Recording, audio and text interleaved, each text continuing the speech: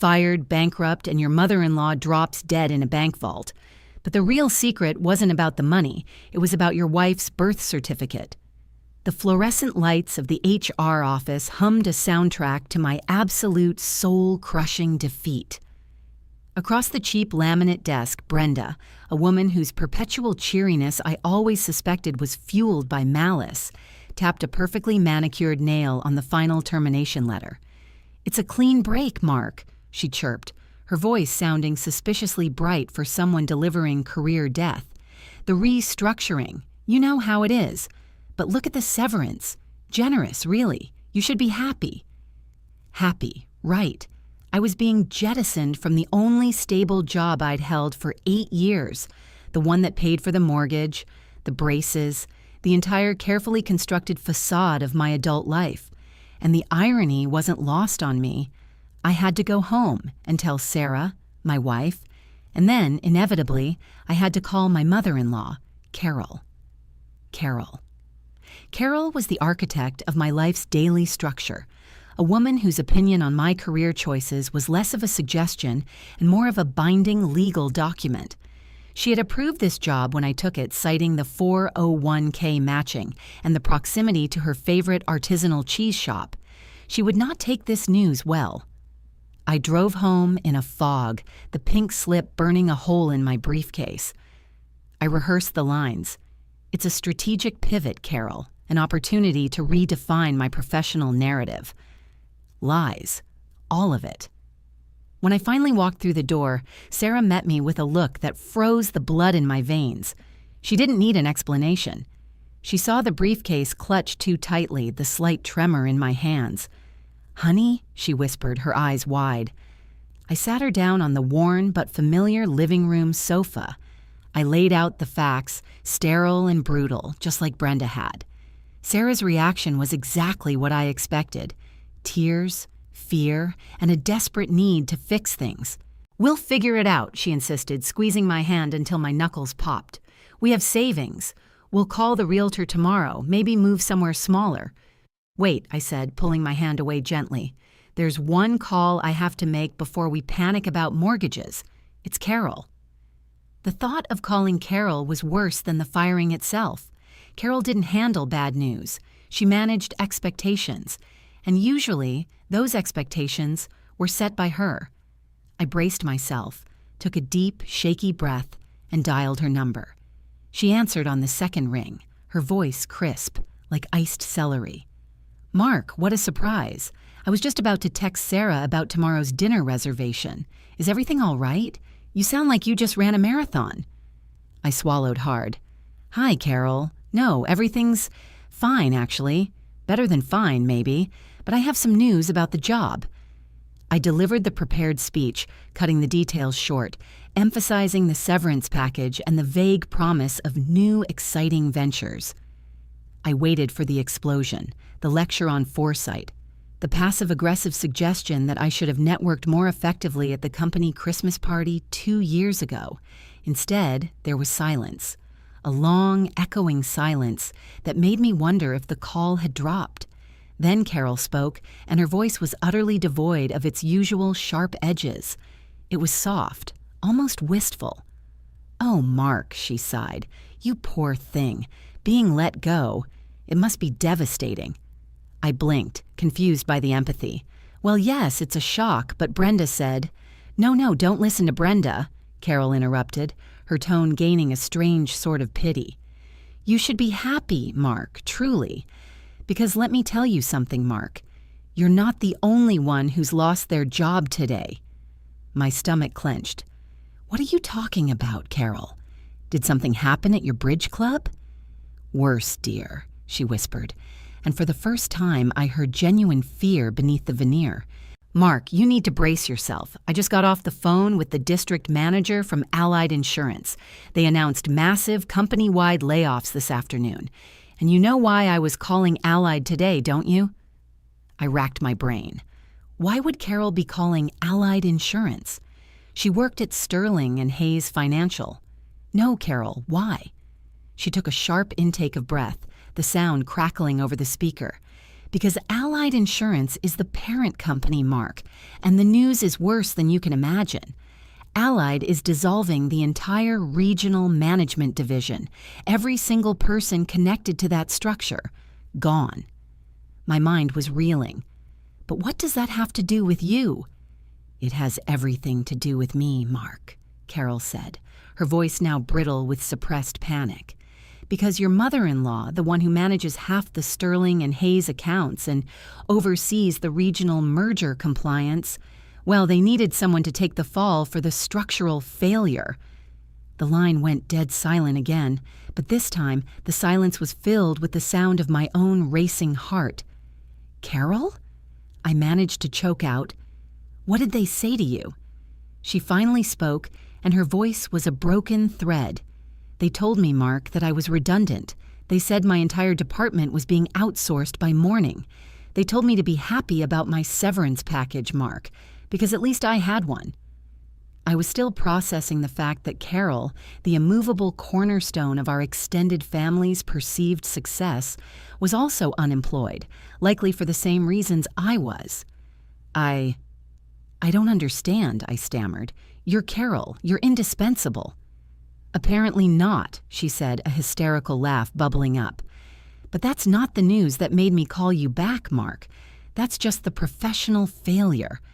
The personal one is what's making me sick right now. I leaned closer to the phone, terrified of what fresh hell this day still held. What personal failure, Carol? What is it? You know how I was so upset yesterday because I couldn't reach Mr. Henderson, the senior partner at Allied? The one who always signs off on my quarterly bonuses? Yes, I whispered, dread pooling in my gut. Well, Carol choked out, I finally heard back from his secretary just 10 minutes ago. And Mark, Mr. Henderson didn't just lose his job. They found him in his office this morning. He's dead, Mark. Suicide. And the secretary told me something chilling about the note he left behind. I waited, hanging on the precipice of terrible revelation. She said the note didn't mention the layoffs or the company restructuring, Carol whispered, her voice breaking completely. It only mentioned one thing, Mark. It mentioned me. Mentioned you, I echoed, the blood draining from my face. Sarah, sensing the seismic shift in my tone, moved closer, putting a protective hand on my shoulder. My mind immediately leaped to scenarios of corporate sabotage, old rivalries, anything that could explain why a senior partner, days after being fired, would name Carol in his final words. What exactly did she say he wrote, Carol? Tell me exactly, I urged, my professional detachment from her problems vaporizing instantly. This was no longer about severance packages. This was about a dead man and my mother-in-law's name. Carol's breathing was ragged over the phone. She was hysterical, Mark. She just kept repeating the phrase. She said Henderson wrote, it was Carol's map. She planned the whole damn exit strategy. A map? Exit strategy? It sounded like something out of a cheap spy novel, not the dry, bureaucratic world of regional insurance compliance where Carol reigned. A map to what, Carol? Was it a treasure map? A flight route? Did you and Henderson have some sort of secret side project? I pressed, trying to inject logic into the escalating absurdity. Don't be ridiculous, Mark, she snapped, the familiar edge finally returning, fueled now by fear rather than anger. Henderson and I worked together for 15 years. We oversaw mergers. The only map we dealt with was asset allocation charts. Then why would he name you? Sarah cut in, leaning toward the phone. Because I was working on something, Carol admitted, the confession tearing out of her like shrapnel. But it wasn't illegal, I swear. It was contingency planning. When Allied started making noises about consolidation last year, I started documenting everything, every procedural overlap, every underperforming asset, every executive mandate that was completely contrary to the stated goals. I created a shadow audit, Mark, a complete schematic of where the entire regional structure was bleeding money.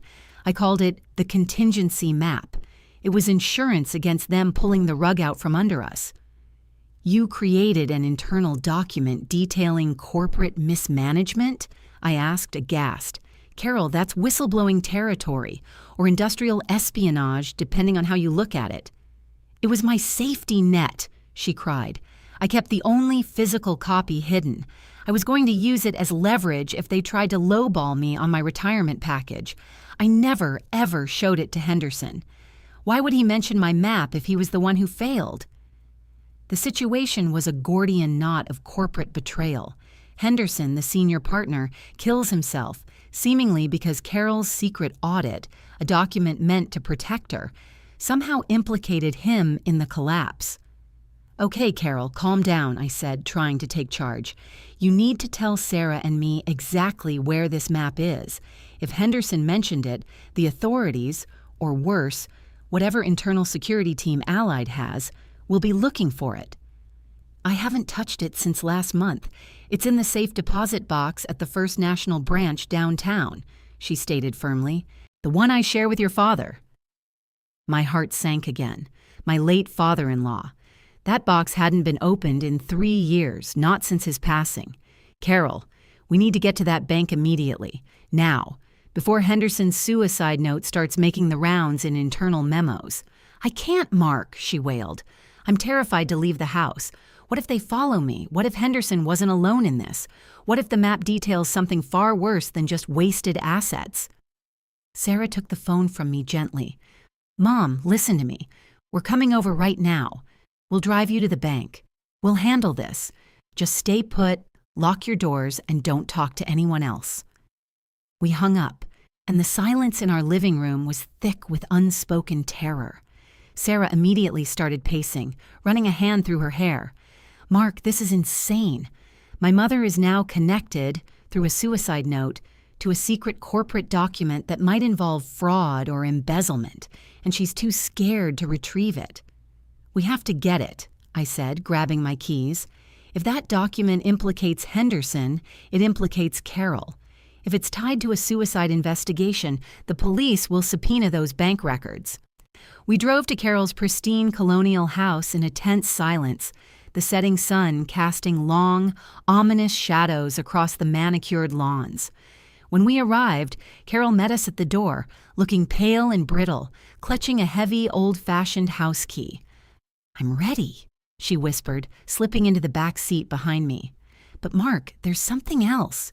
Something I didn't tell you on the phone because I didn't want to panic you more than necessary. I gripped the steering wheel tighter. What is it, Carol? Did you forget to mention another co-conspirator? No, she hissed. When I was documenting the executive bonuses last month, the very bonuses that Henderson signed off on, I found irregularities in my paychecks too. Minor ones, but enough to notice. I thought it was a clerical error, so I ran the numbers against the company's archived payroll ledger. And, Sarah prompted from behind me, and the ledger shows that for the last 5 years, every bonus I've ever received, every significant sum that added up to the down payment on this house, the private school tuition for Sarah, everything, it wasn't coming from Sterling and Hayes's general fund. I pulled the car over abruptly, narrowly missing a mailbox. Then where was it coming from, Carol? Her voice dropped to a barely audible rasp, loaded with a horror that transcended corporate finance. It was coming from a dark account, Mark, a shell account. And the sole signatory on that account, the person authorized to move that money from the shadow ledger into my personal accounts, wasn't Henderson or any executive at Allied or Sterling and Hayes. She paused, and I felt Sarah lean forward, practically holding her breath.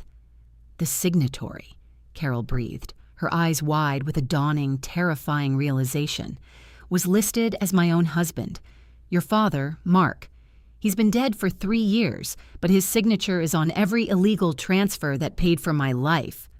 Just as the realization of this unimaginable secret financial betrayal from beyond the grave hit me, the car phone buzzed violently. It was a text message, an unknown number. I looked down at the screen, and the message was short, stark, and chillingly personal. It read, I know you're on your way to the bank. Don't bother opening that box. The map is already gone. The text message vibrating in my hand felt less like a warning and more like the final click of a trap closing. The map is already gone. My foot instinctively hit the gas, sending the sedan lurching forward, tires squealing slightly on the asphalt. Panic had morphed into a cold, focused adrenaline. The immediate threat was no longer professional ruin or even the police investigation into Henderson's suicide. It was a tangible object, the contingency map that someone else now possessed. "Who sent that?" Sarah demanded, her voice tight, peering over my shoulder at the screen. I quickly checked the number. Unknown, untraceable, likely a burner phone or a VoIP service. Unknown, and they know exactly where we're going and why. They're telling us to abort. Carol in the back seat let out a small choked sound. "It can't be gone. I set the lock combination myself. It requires 2 keys and my father's signature code. Even if he's dead, the physical combination still exists." "Apparently, the digital footprint of his involvement is far more robust than the physical one, Carol," I retorted, my tone sharper than I intended. I glanced in the rearview mirror. Carol looked like she was witnessing her own funeral. "If that map details your husband's 5 years of illegal kickbacks to fund your lifestyle, we need to know who has the leverage." "Leverage over who?" Sarah asked, her voice shaky. "The deceased or Mom?" "Both, Sarah. If the map links your father to this shell company, funding Mom's bonuses, it exposes a massive hidden financial structure. And if Henderson killed himself because of it, someone is clearly cleaning house. They took the map to silence the complicity." We reached the towering, marble-clad facade of the First National Bank. It was already past 6 p.m. The main doors were locked, but the parking lot was ominously quiet. I pulled into a spot near the gated entrance to the underground vault access, hoping that private banking had extended hours, or perhaps a discreet night manager. I jumped out, followed instantly by Sarah. Carol remained frozen in the back seat, staring blankly out the window. "Mom, you have to come with us," I urged, wrenching open her door. "I can't move, Mark," she whispered. "This house, this life, it was all built on my husband's secret, and now even his betrayal has been stolen." I took her arm, pulling her out.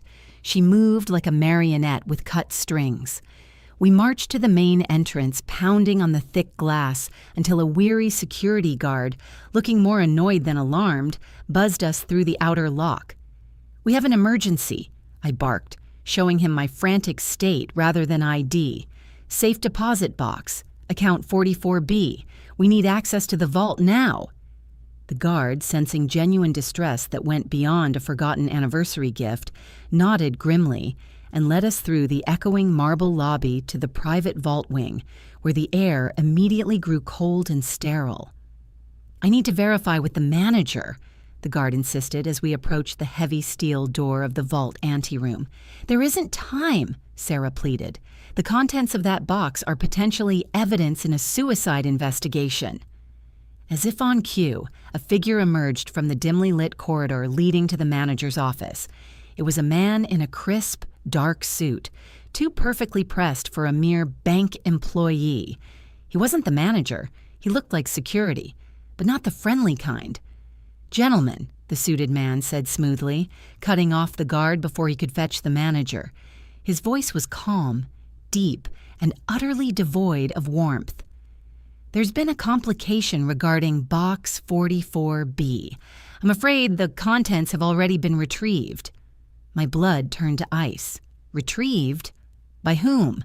We have the keys, and the code is sealed." The man smiled, a thin, predatory gesture. "Not entirely sealed, Mr. Evans. You see, the secondary access protocol for Box 44B, the one tied to the late Mr. Sterling's biometric profile, was activated precisely 30 minutes ago.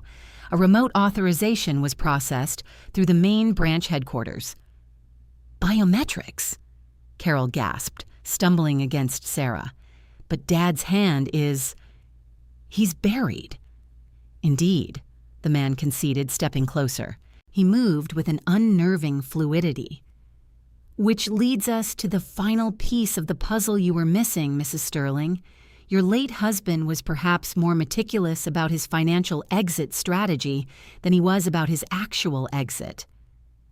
He reached into his inner jacket pocket and produced a small laminated card, a high-security key card.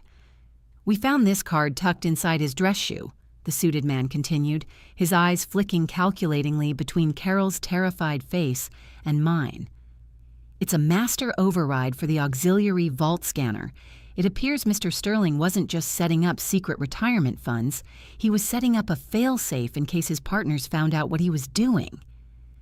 He paused, letting the weight of his words settle. "The map is gone, as the message indicated, but before the thief took it, they scanned the contents, and the only individual who authorized that scan from beyond the grave was your husband. And the file they downloaded wasn't just the contingency map, Mrs. Sterling." He tapped the keycard against his palm, the metallic click echoing in the marble hall. It was a data package labeled The Legacy. And according to the initial file transfer receipt, that package has been sent to one recipient, a recipient who has already confirmed receipt. "Who?" I roared, taking a threatening step forward. "Who has the data?" The man ignored me, directing his gaze solely at Carol, his smile widening into something truly menacing.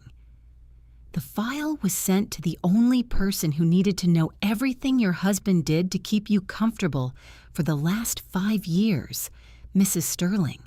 The only person who knew where he kept his emergency access key." He leaned in close to Carol, his voice dropping to a sinister whisper. "The data package, Mrs. Sterling, was sent to your personal email address. And I can tell you exactly who logged in to retrieve it because their IP address pinged our system seconds after the transfer confirmation." Carol looked up, her face a mask of disbelief and dawning horror. "No, I haven't checked my email since the meeting. I haven't even logged onto my home laptop." "Oh, you didn't have to log in, Mrs. Sterling," the suited man said, his eyes gleaming, "because the recipient of the legacy data, the one who downloaded everything about your husband's secret life and the map detailing the entire corporate fraud network, wasn't you." He pointed a perfectly manicured finger directly at me. "It was your son-in-law, Mark, and the transfer confirmation shows he accessed the files exactly 1 hour and 15 minutes ago. Tell me, Mark, what did you see when you were supposedly practicing your unemployment speech for Carol?" The world tilted on its axis. My mind screamed in denial, yet the concrete evidence delivered by this smooth-talking corporate executioner hung in the cold air between us. 1 hour and 15 minutes ago. That was right after I got home, before I even called Carol, before Sarah and I had sat down to discuss my firing. "That's impossible," I managed, my voice sounding alien and thin. "I was driving home. I walked in the door, called my wife, and then called Carol. I didn't open my laptop until we got back from the supermarket an hour ago." Sarah whirled around, her face contorted in confusion and dawning suspicion. "Mark, what is he talking about? What files did you access?" The suited man, who I now realized wasn't security, but likely a high-level corporate investigator or perhaps even a hired retrieval specialist, chuckled softly. "Denial is a strong defense mechanism, Mr. Evans, but the IP logs don't lie. At 5:15 p.m., while you were supposedly driving home lamenting your severance, a login occurred from your home network, accessing an attachment sent from an encrypted address originating from Allied's defunct executive servers." Carol stared at me, her expression moving from confusion to utter devastation, as if watching the final pillar of her reality crumble. "Mark, my husband's secrets. You knew? You were looking for this while I was preparing to announce your firing?" The betrayal, even manufactured by this shadowy operative, was instantly tangible between Sarah and me. "No, I swear, Sarah, I didn't," I pleaded, turning to my wife. "I was not home then. I was still at the office until nearly 6, packing my desk." Sarah looked torn, her eyes darting between my panicked face and the calm certainty of the suited man. "Mark, you told me you left the office immediately after the HR meeting. Brenda confirmed it was only 4:30 when you left." "I lied," I admitted, the truth tearing out of me. I didn't leave right away. I stayed. I went back to my empty office after the HR meeting, and I sat there for an hour, stewing. I didn't tell you because I didn't want you to think I was obsessing over the job.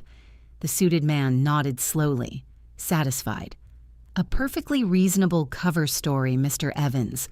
But it contradicts the digital evidence that shows you were already home, accessing highly incriminating data relating to your father-in-law's massive undeclared income stream.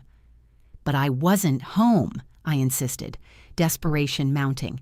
If I was at the office, how could my home IP address be logging in? Sarah's eyes suddenly widened, connecting a terrible dot I had missed entirely.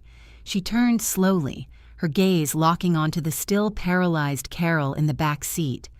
"The network," Sarah whispered, pointing a trembling finger at her mother. "Mom, what kind of security do you have on your home Wi-Fi?" Carol, still clutching the house key, managed to shake her head weakly. "Standard commercial grade, WPA2. But I always use a rotating password. I change it weekly." "No, Carol," Sarah said, her voice gaining a horrifying clarity. "You don't. You've been using the same password since 2010. You told me last Christmas you found too much hassle to change it.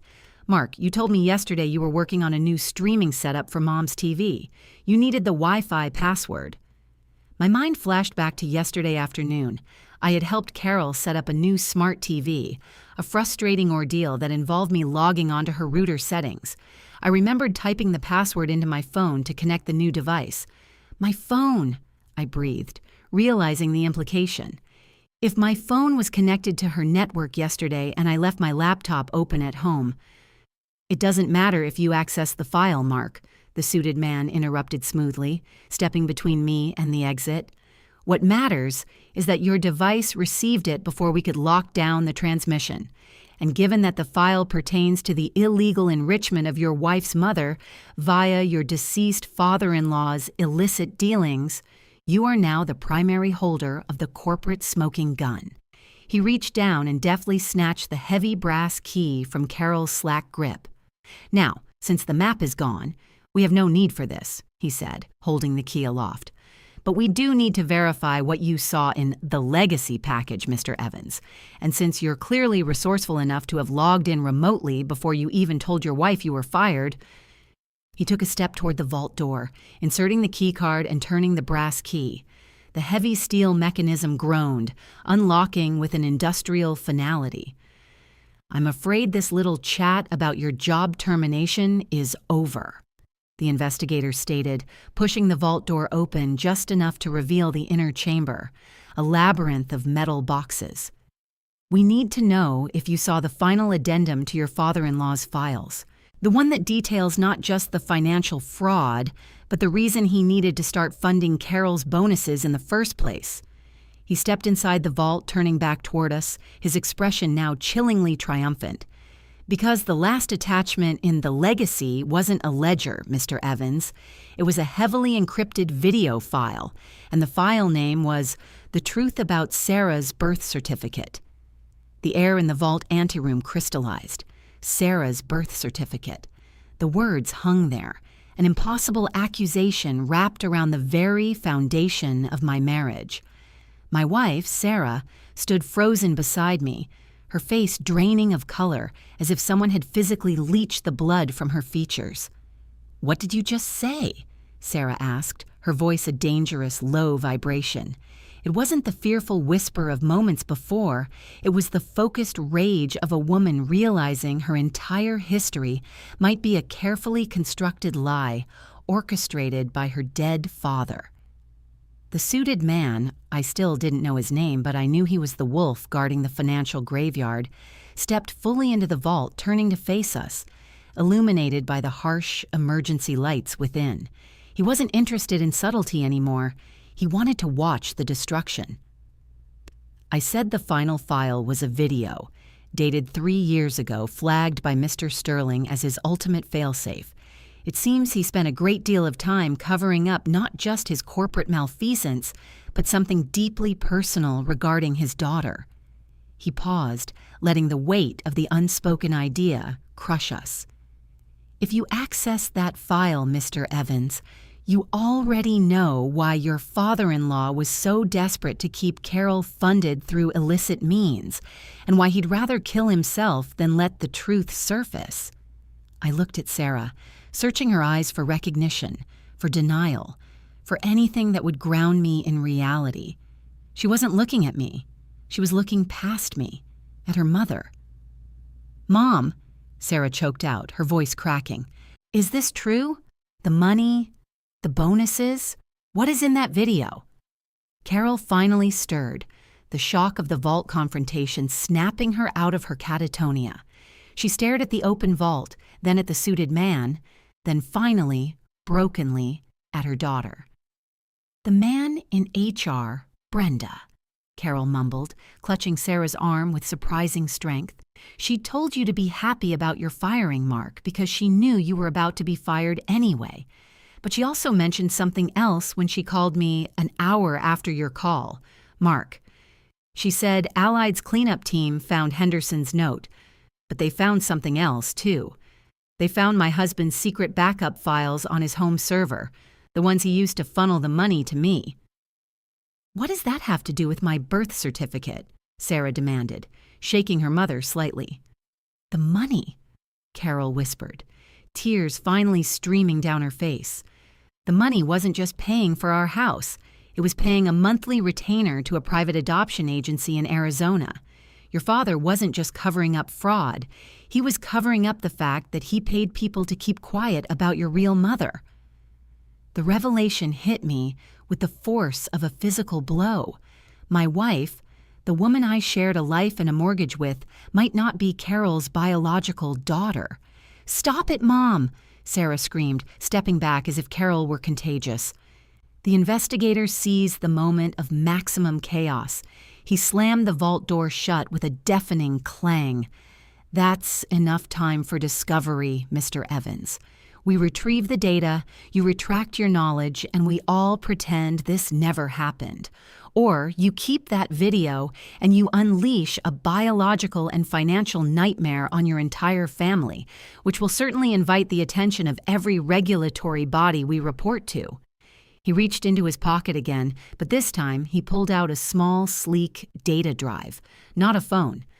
"I am here to retrieve the data package downloaded to your device, Mr. Evans. Hand over the drive you used to access your wife's father's final damning testament, and we all walk away. You remain unemployed but legally clean. We walk away, and the secrets of Allied Insurance die with Mr. Henderson." My mind raced. I had not accessed any file.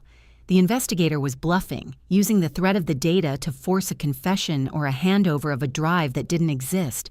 My phone was in my pocket, and I hadn't opened anything other than the initial cryptic text message. But wait, the text message.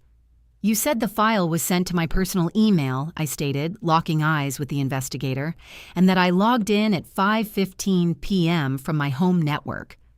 "Correct," he confirmed smugly. "If I was at the office stewing from 4:30 until nearly 6, the only device connected to my home network at 5:15 p.m. that has my credentials saved would be my smart TV, which I set up yesterday." Sarah understood immediately. "Mark, you connected your phone to the TV setup. The TV must have been still logged into your streaming profile." The investigator's confident smile flickered. He hadn't accounted for the collateral damage of a poorly secured home network. "It doesn't matter how the data got there, Mr. Evans," he growled, moving quickly toward me. "Give me the device." I didn't move. I looked at Sarah, who was staring at the now sealed vault door, her world fracturing around her. Then I looked at Carol, who was openly weeping, the architect of secrets finally exposed. "I don't have a drive to give you," I said clearly, "and I didn't open that video. I don't know what's on it. But if you think you can threaten my family with a dead man's final act of deceit, whether it's about corporate fraud or Sarah's parentage, then you don't understand what you've just done." I slowly pulled my phone from my pocket. The investigator tensed, ready to grab it. "I don't need to watch the video to know you're lying about what you found," I continued, ignoring him and addressing Sarah. Because if the video truly revealed a secret about your birth that implicated your father, why would your father-in-law's associate be trying to contain the information here? Why would they threaten us if the damage was already done the moment the video was sent? I tapped the screen of my phone. They aren't trying to retrieve the data, Sarah. They're trying to see if I looked at it. Because if I didn't look at it, they still have plausible deniability that the information ever existed. I held the phone up, displaying the blank screen showing only the time. I haven't opened it. I was busy telling my wife I lost my job, so you can forget about the legacy. Because now I'm going to upload everything I do have, including this lovely little exchange, and the fact that your boss, Mr. Henderson, died moments after receiving a blackmail notification directly to the FBI. The investigator lunged. "Don't you dare!" But I was faster. I didn't hit upload. Instead, I quickly navigated to the one contact that mattered more than the police. Brenda, HR representative, the supposed bearer of good news who was clearly running damage control for Allied Insurance.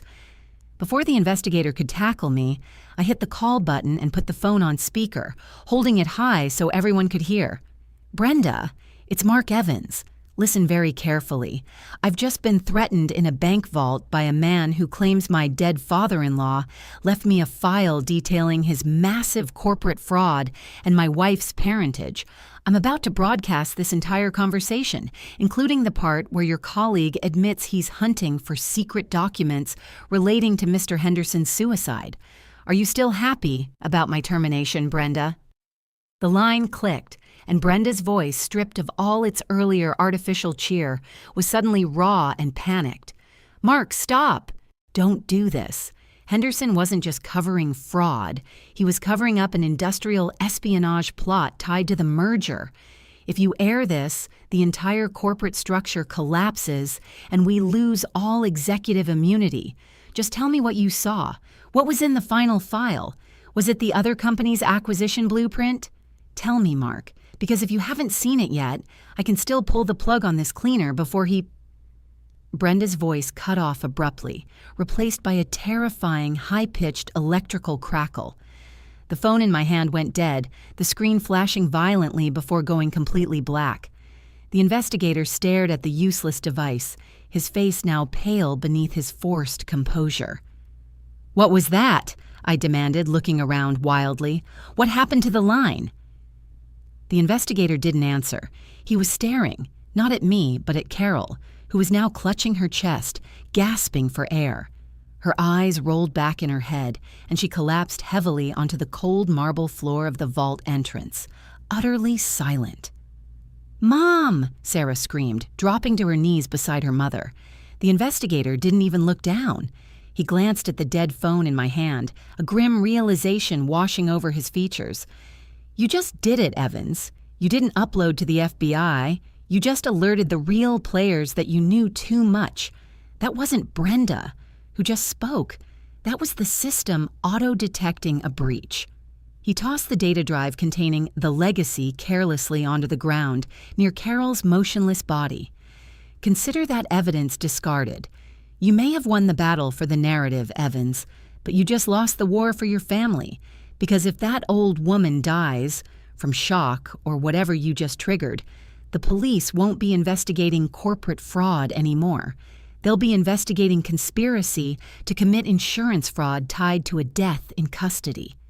He turned toward the open vault door, ready to vanish into the metallic shadows. "And trust me," he called back over his shoulder, his voice laced with pure menace. "They will find out exactly what was on that video file one way or another, and unlike your father-in-law, I won't be leaving a note."